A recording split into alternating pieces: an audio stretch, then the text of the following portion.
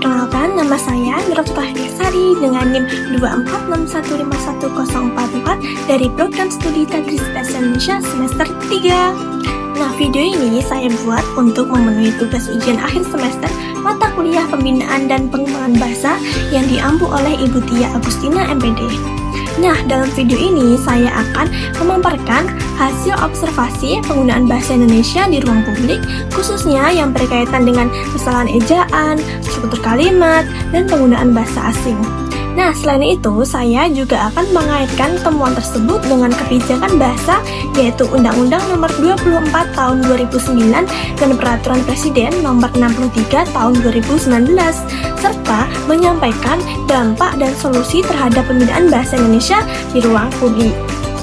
Langsung saja kita ke kesalahan yang pertama, yaitu penulisan G, York, dan Hall. Nah, kesalahan pada tulisan ini adalah campur kode yang tidak tepat antara bahasa Indonesia dan bahasa Inggris. Kata York dan Hall merupakan bahasa Inggris, padahal konteksnya berada di ruang publik Indonesia. Nah, dari sisi linguistik, kesalahan ini terjadi karena penggunaan istilah asing tanpa kebutuhan khusus, padahal sudah tersedia padanan dalam bahasa Indonesia seperti halaman dan aula. Nah, penulisan yang tepat seharusnya menggunakan bahasa Indonesia secara konsisten, misalnya di halaman dan aula. Nah, jika dikaitkan dengan kebijakan bahasa, penulisan ini tidak sesuai dengan Undang-Undang Nomor 24 Tahun 2009 Pasal 36 Ayat 3.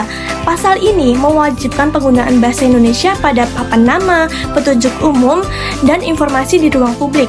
Penggunaan istilah York dan Hall menunjukkan tidak diutamakannya bahasa Indonesia, padahal tersedia padanan kata halaman dan aula. Oleh karena itu, penulisan ini tidak sesuai dengan amanat undang-undang. Selanjutnya, untuk kesalahan yang kedua, yaitu penulisan es teh kambul segar. Nah, kesalahan ini tuh terletak pada ejaan kata segar. Dalam kaidah bahasa Indonesia baku, bentuk yang benar adalah segar. Kesalahan ini terjadi karena pengaruh bahasa lisan dan kebiasaan percakapan sehari-hari yang kemudian dituliskan apa adanya tanpa memperhatikan kaidah ejaan. Jika dikaitkan dengan kebijakan bahasa, penulisan ini tidak sesuai dengan Undang-Undang Nomor 63 Tahun 2019 Pasal 39. Pasal ini mengatur bahwa bahasa Indonesia yang digunakan di ruang publik harus benar dan sesuai dengan kaidah. Penulisan kata segar tidak sesuai dengan ejaan baku bahasa Indonesia.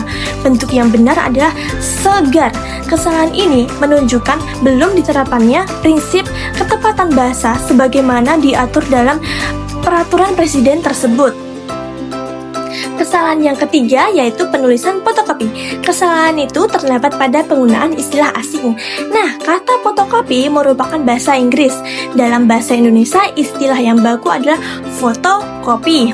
Nah, kesalahan ini muncul karena anggapan bahwa istilah asing terlihat lebih modern, padahal dalam konteks ruang publik, bahasa Indonesia seharusnya diutamakan. Nah, jika dikaitkan dengan kebijakan bahasa, penulisan ini tidak sesuai dengan Undang-Undang Nomor 24 Tahun 2009 Pasal 36 Ayat 3. Nah, pasal ini menegaskan kewajiban penggunaan bahasa Indonesia dalam informasi layanan publik. Nah, penggunaan istilah fotokopi merupakan bentuk pengutamaan bahasa asing, padahal bahasa Indonesia memiliki padanan baku yaitu fotokopi. Kesalahan yang keempat pada penulisan jus durian ada. Nah, kesalahan itu terdapat pada struktur kalimat yang tidak efektif dan terbalik. Nah, susunan ini tidak sesuai dengan pola kalimat bahasa Indonesia yang jelas dan komunikatif. Penulisan yang tepat adalah ada jus durian. Nah, kesalahan ini menunjukkan kurangnya pemahaman tentang keefektifan kalimat dalam bahasa Indonesia. Jika dikaitkan dengan kebijakan bahasa, penulisan ini tidak sesuai dengan Peraturan Presiden Nomor 63. Nah, pasal ini menekankan bahwa bahasa Indonesia di ruang publik harus jelas dan efektif. Susunan kalimat jus durian ada tidak efektif dan tidak sesuai struktur bahasa Indonesia. Penulisan yang tepat seharusnya ada jus durian. Lalu, kesalahan yang kelima pada penulisan dosen, karyawan, dan mahasiswa. Nah, kesalahan itu terdapat pada penggunaan tanda koma dalam kaidah ejaan bahasa Indonesia. Unsur perincian lebih dari 2 harus dipisahkan dengan koma, termasuk sebelum kata dan.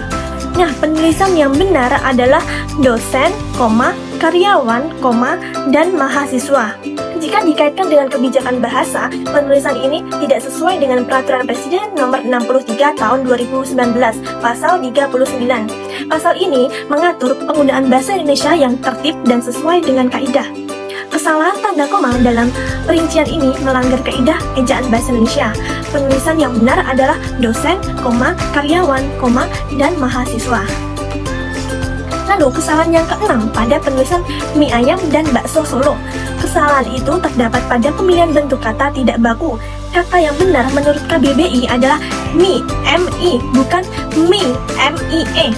Penulisan yang tepat adalah mie, ayam, dan bakso Solo. Kesalahan ini dipengaruhi oleh kebiasaan penggunaan kata tidak baku di masyarakat. Nah, jika dikaitkan dengan kebijakan bahasa, penulisan ini tidak sesuai dengan Undang-Undang Peraturan Presiden Nomor 63 Tahun 2019 Pasal 39. Nah, pasal ini menegaskan penggunaan bahasa Indonesia yang benar. Kata mie bukan bentuk baku. Bentuk yang sesuai kaidah adalah MI, mie. Kesalahan ini menunjukkan pengaruh kebiasaan bahasa tidak baku di ruang publik. Lalu, kesalahan yang ketujuh pada penulisan martabak telur. Nah, kesalahan ini terdapat pada ejaan kata telur. Bentuk baku dalam bahasa Indonesia adalah telur. Nah, kesalahan ini juga dipengaruhi oleh bahasa lisan yang sering digunakan dalam kehidupan sehari-hari. Jika dikaitkan dengan kebijakan bahasa, penulisan ini tidak sesuai dengan Peraturan Presiden Nomor 63 Tahun 2019 Pasal 39. Pasal ini menuntut ketepatan ejaan bahasa Indonesia. Penulisan telur tidak sesuai kaidah. Nah, bentuk baku yang benar adalah telur. Kesalahan ini dapat menurunkan kualitas literasi bahasa di masyarakat.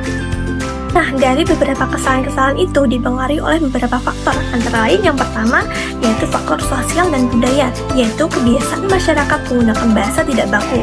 Yang kedua, faktor teknologi dan promosi, di mana pelaku usaha lebih mementingkan tampilan menarik daripada ketepatan bahasa. Dan yang ketiga yaitu faktor psikologis, seperti anggapan bahwa bahasa asing lebih bergengsi.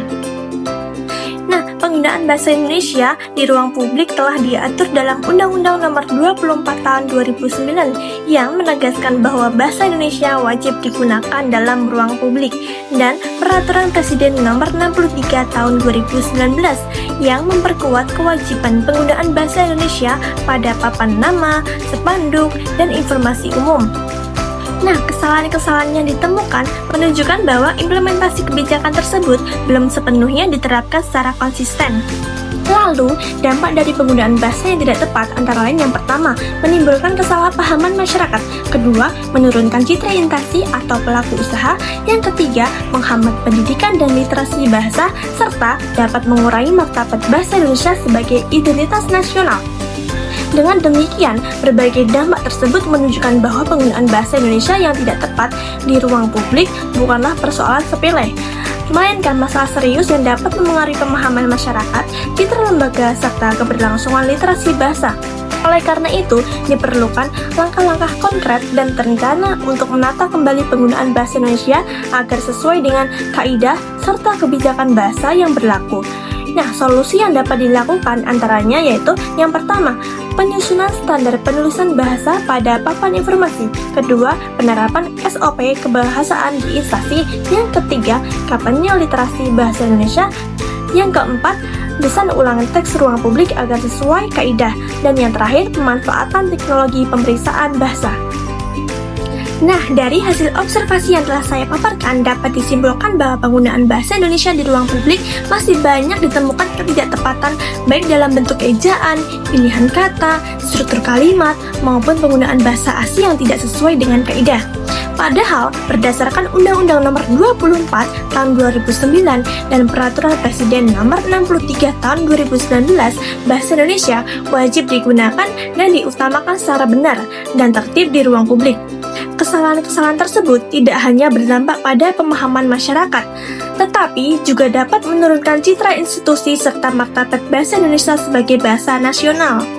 Oleh karena itu, sudah seharusnya kita sebagai masyarakat dan generasi muda lebih peduli dan bertanggung jawab dalam menggunakan bahasa Indonesia dengan baik dan benar, terutama di ruang publik. Semoga kedepannya pembinaan dan pengembangan bahasa Indonesia dapat terus ditingkatkan sehingga bahasa Indonesia tetap menjadi identitas bangsa yang bermartabat dan berdaya saing. Terima kasih atas perhatiannya. Bye-bye.